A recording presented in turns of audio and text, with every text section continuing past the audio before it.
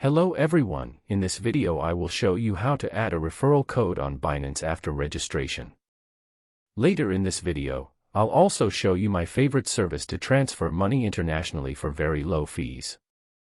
First, open your browser and search for Binance. Once you open the official Binance website or app, create your account using your email address and complete the registration process.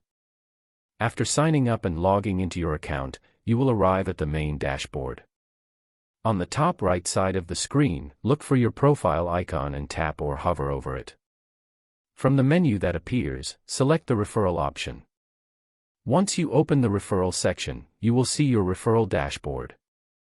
Here, Binance will show your referral ID and referral link. You can use these to invite friends, colleagues, or other users to join Binance. With the Binance referral program, both the person sharing the referral code and the person using the referral code may receive rewards such as trading fee discounts, commissions, or other promotional bonuses offered by Binance. After setting everything up, you can tap on Invite Now to start sharing your referral link or code with others. One important thing to remember is that referral codes are usually only available for newly registered accounts. If an account has already been created without using a referral code during sign-up, you may not be able to add one afterward. That's it.